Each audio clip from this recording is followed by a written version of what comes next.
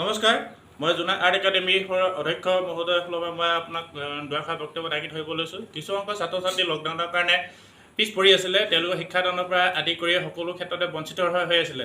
সেই গতিকে মই তেওঁলোকক সকলো ছাত্ৰ ছাত্ৰীক মাতি কেনে বা কাৰোবাৰ ঘৰতে বা কাৰোবাৰ নিজৰ নিজৰ ঘৰতে কৰিব পাৰি নেকি তাৰ মাজতে এটা আলোচনা কৰি আমি আমাৰ মৰমৰ ছাত্ৰজনৰ ঘৰতে আমি কৰি আছোঁ। আৰু সেইখিনি মই দেখাম অলপ পিছতে। আৰু কেনেধৰণে মই শিক্ষা গ্ৰহণ কৰিছোঁ বা শিক্ষা দিছোঁ তেওঁলোকক, আৰু মই শিকি অহা নতুন প্ৰজন্মক কি দিব পাৰিছোঁ মই নাজানো, কিন্তু তেওঁলোকক অকণ দিবলৈ চেষ্টা কৰিছোঁ। আৰু লগতে আৰু যিসকল নতুন প্ৰজন্ম নতুন আৰু কণ ছাত্ৰ ছাত্ৰীসকল আজি লকডাউনৰ কাৰণে যিসকল আজি হাৰাশাস্তি হৈ অনলাইন ক্লাছ কৰিছোঁ যদিও তেওঁলোকে আজি পৰ্যন্ত সফল হ'ব পৰা নাই। যিমানখিনি দেখিছোঁ বা মই নিজেও কৰিছোঁ, কিন্তু সেইখিনি ক্ষেত্ৰত আজিলৈকে ছাত্ৰ ছাত্ৰীয়ে সফল হ'ব পৰা নাই। সেই গতিকে মই ব্যক্তিগতভাৱে স্কুল বন্ধ হোৱাৰ উপৰিও তেওঁলোকৰ কাৰোবাৰ এজনৰ ঘৰত গৈ কিনে তেওঁলোকৰ ওচৰত মই গোটেই ল'ৰা ছোৱালীসকলক ছাত্ৰ ছাত্ৰীসকলক গোট খাই পেলাই তেওঁলোকক ঘৰত মই পাঠদান কৰিছোঁ। আৰু সেইখন মই য'ত পাঠদান বা শিক্ষা দিছোঁ সেইখন গাঁও হৈছে অফুলীয়া গাঁও। আহক আমি তেওঁলোকৰ যোগেদি মই কিনো দিছোঁ তেওঁলোকক অকণমান আপোনালোকৰ অভ্যাস এটা দিবলৈ চেষ্টা কৰিছোঁ। আৰু আহক এতিয়া আপোনালোকক দেখাব লৈছোঁ মই ছাত্ৰজনক মই কেনেকৈ ৰং কৰিছোঁ। ইয়াত দেখিছে ডাঠ পাতলা প্ৰথম কৰিবলৈ শিকাইছিলোঁ। প্ৰথম প্ৰাথমিক পৰ্যায়বিলাক আছিলে আমাৰ এনেধৰণৰ আছিলে। আমাৰ ইয়াত কি আছিলে, ইয়াত বগলী, এই বগলীটো অকণমান আমি হিন্দী 6 বা 6 আমি প্ৰকাৰে তেওঁক এনেধৰণে শিকাইছিলোঁ। লাহে লাহেকৈ তাৰ আৰু কিছু অকণ অভ্যাস দেখাব দিছিলোঁ, তেওঁলোকক এইখিনি হোমৱৰ্ক কৰিব দিছিলোঁ। আৰু এইখিনি বোলে আগতে ঘৰত কৰিছিলে, আৰু সেই গতিকে তাৰ আগৰ যিবিলাক আছে সেইখন দেখাব অকণমান চেষ্টা কৰিছোঁ। আপোনালোক চাওক, এইখিনি হোমৱৰ্ক দিছিল ন, এইটো ইয়াত হোমৱৰ্ক কৰিলে। আৰু যিমানেই হোমৱৰ্ক কৰিব সিমানেই সোনকালে পাৰিব। যদি হোমৱৰ্ক নকৰে বা এদিনতে যদি স্কুলত যিখিনি বা শিক্ষকজনে যদি শিকায় বা ঘৰতে গৈ কিনে যদি সামৰি থয় একো লাভ নহয়গৈ। সেই গতিকে প্ৰত্যেক মই ছাত্ৰ বা ছাত্ৰীজনক কওঁ যে হোমৱৰ্ক কৰিবা বা ঘৰত কৰিবলৈ কওঁ, তেতিয়াহে আগবাঢ়িবলৈ পাৰিবা। কাৰণ যিটো বস্তুৰ আমাৰ দীঘলীয়া এটা কোৰ্চ থাকে, কিন্তু সেই কোৰ্চটো যদি কৰাৰ উপৰিও কিন্তু হোমৱৰ্ক যদি নকৰে কোৰ্চটো সদায় দীঘলীয়া হৈ গৈয়ে থাকে। এই গতিকে ভাবোঁ মই প্ৰত্যেকজন ছাত্ৰ ছাত্ৰীক যাতে যিমানখিনি পাৰিছোঁ তেওঁলোকক হোমৱৰ্ক কৰিবলৈ অনুৰোধ জনাওঁ। আৰু দ্বিতীয়তে কথা হ'ল, আমাৰ গাঁৱৰ পৰ্যায়ত একে দুখীয়া সংখ্যক ছাত্ৰ ছাত্ৰী আছে, তেওঁলোকৰ আৰ্থিক দিশটো একেবাৰে দুৰ্বল। এই দুৰ্বলটো হোৱাৰ কাৰণে আৰু কিছু সংখ্যক ছাত্ৰ ছাত্ৰীয়ে বহুত ক্ষেত্ৰত পিছ পৰি যাবলগীয়া হয়। আৰু এই গতিকে মই যিমানখিনি পাৰোঁ নিজৰ উঠি অহা চামক যিমানখিনি পাৰিছোঁ চেষ্টা কৰক বা নতুনকৈ কিবা এটা দিবলৈ চেষ্টা কৰিছোঁ। আৰু এয়া এটা ছাবজেক্ট লৈ আমি আঁকিছোঁ, এইটো পেঞ্চিলৰ হয়।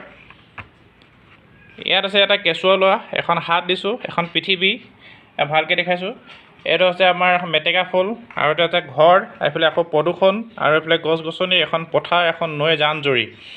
আচলতে এই বিষয়টো হৈছে কি, আৰু এইফালে এজনী দিয়া হৈছে এজনী ছোৱালী, আৰু আনফালে আছে ল'ৰা এজন দিব এতিয়া আঁকিব। এতিয়া এই বিষয়বস্তুটো হৈছে কি, আমাৰ পৃথিৱী এটাৰ ওপৰত যিখন আমাৰ এজন বা নতুন প্ৰজন্ম যেতিয়া আমাৰ সন্তান এজন যেতিয়া পৃথিৱীলৈ আহে বা জন্মগ্ৰহণ কৰে, সেই পৃথিৱীখনে অহাৰ পিছত আমাৰ নানা সমস্যাবিলাক দেখা দিয়ে।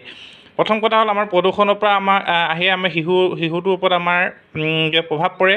তেওঁ খেল ধেমালি বা খেলা ধূলা কৰিবলৈ চেষ্টা কৰে কিন্তু নোৱাৰে, বা সেই কিছু ক্ষেত্ৰত এই প্ৰদূষণৰ পৰা বাধা আহি পৰে। আৰু লগতে আমাৰ পৃথিৱীখন এনেকুৱা এটা কিছুমান ভয়ংকৰ আহি পৰিছে লাহে লাহেকৈ, সেইখিনি বস্তু যাতে আমি যদি সমাধান কৰিব পাৰোঁ, তাৰ ওপৰত গোটেইখিনি এটা অভ্যাস এটা লৈ কিনে, আৰু পৃথিৱীখনক যদি আমি সুৰক্ষা যদি গছ গছনিৰ ওপৰত যদি দিব পাৰোঁ, সেইখিনিৰ ওপৰত আমি অকণ সুৰক্ষাটো দিবৰ কাৰণেহে এই বস্তুটো সম্পূৰ্ণ ছাবজেক্টটো বুজোৱা হৈছে।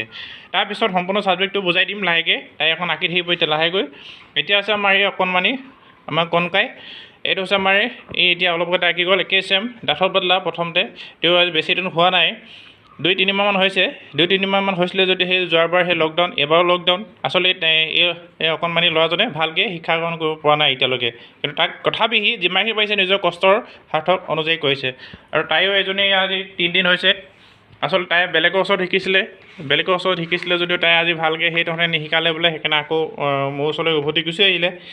আৰু উভতি অহাৰ কাৰণে তেওঁ কিছু বস্তু এখন দিবলৈ চেষ্টা কৰিলোঁ, আৰু বহুত কম সময়তে ইমানখিনি আয়ত্ব কৰিব পাৰিলে। কাৰণ ৰং কৰা পদ্ধতি চবৰে বেলেগ বেলেগ। প্ৰথম ষ্টাৰ্টিঙত হৈছে ৰং কৰা পদ্ধতিবিলাক আছে ডাঠকৈ কৰিব লাগে, ডাঠকৈ কৰাৰ পিছত ডাঠ পাতলা হৈছে, আকৌ কাটিকৈ কৰিব লাগে ডাঠ পাতলা। এইখিনি যদি প্ৰাথমিকখিনি যদি ৰং কৰা পদ্ধতি যদি শিকাই লোৱা হয়, তেতিয়াহে এই ছাকচেছফুল হ'ব পাৰিব, পাছৰ ছবিবিলাক তেতিয়াহে কৰিব পাৰিব। এইখিনি মই শিকাইছিলোঁ প্ৰথমতে। তাৰপিছত এইখিনি হোমৱৰ্ক কৰিলে, এইখিনিও কৰিব দিছিলোঁ, এইখিনিও হোমৱৰ্ক কৰিলে, ভালেখিনি পেজ মই হোমৱৰ্ক কৰিব দিছিলোঁ। আৰু যিমানেই হোমৱৰ্ক কৰিব পাৰিব সিমানেই আৰু আগলৈ আগবাঢ়ি যাব পাৰিব। আশা কৰোঁ অনাগত দিনবোৰত আৰু ভাল হওক। এতিয়া আছে আমাৰ আৰু দুজনমান আছে, আমাৰ শিকি আছে আই মাতৃক আৰু এইফালে সন্তানক লৈ কিনে যি কোলাত লৈ কিনে আহি কৰিছে। এই আমাৰ এজনী আছে, ছোৱালী এজনী আঁকিছে। এই সন্তানটো হৈছে তেওঁৰ মাক, এজনী মাকে নিজৰ সন্তানৰ প্ৰতি কিমান দায়িত্ব থাকে, সেই দায়িত্বৰ প্ৰতি এখন ছবি এখন অংকন কৰা আছে। মাকৰ প্ৰতি যিটো দায়িত্ব আছে বা সন্তানে পাছৰ পৰ্যায়ত সেই দায়িত্বটো লয় নে নাজানো, কিন্তু এই ছবিখনে যে প্ৰকাশ কৰিব বিচাৰিছোঁ যে এই ছবিখনে সন্তানটোৱে যাতে এটা সময়ত যাতে এইখিনি কথা যাতে উপভোগ কৰিব পাৰে, যাতে সকলো কথা দায়িত্বখিনি বুজি লয়। আৰু ইয়াত ৰাখিছে আমাৰ এজনী ছোৱালী ইয়াত ৰাখিছে ছেম। কিন্তু এই ল'ৰাজনে বনিবলৈ বহুত কম টাইমতহে সি পাৰিছে। কিন্তু মেইন কথাটো হ'ল আখৰা বা হোমৱৰ্ক কৰিলেহে বস্তুবিলাক ইমানখিনি সফল হ'ব পাৰিব। আজি যিমানখিনি আজি কৰিছে নহয়, আজি হোমৱৰ্ক যদি নহয় একো কামেই কৰিব নোৱাৰে। আৰু ঠিক তেনেদৰে এইজনে যেনেকৈ হোমৱৰ্ক কৰিছে ঠিক তেনেদৰে একেই হোমৱৰ্ক কৰিছে, কিন্তু তেওঁলোকৰ সময় পোৱা হৈছে খুব 2 বছৰ বা 3 বছৰ। 3 বছৰে এতিয়ালৈকে হোৱা নাই, 3 বছৰ ৰানিং চলি আছে যদিও কিন্তু তেওঁলোকৰ আজি কৰোণাৰ কাৰণে আজি সকলোৱে শেষ কৰি পেলালে যদিও তেওঁলোকে বহুতখিনি এতিয়াও পিছ পৰি আছে, কিন্তু সফল হ'ব পৰা নাই। আৰু ইয়াত আছে আমাৰ এজনে কৰি আছে লাহেকৈ, আৰু যিমানখিনি পাইছোঁ আপোনালোকক দেখাবলৈ চেষ্টা কৰিম। এতিয়া আপোনালোকে যদি ভাল পাইছে অকণমান সহায় দিব বুলি আশা ৰাখিলোঁ। ধন্যবাদ।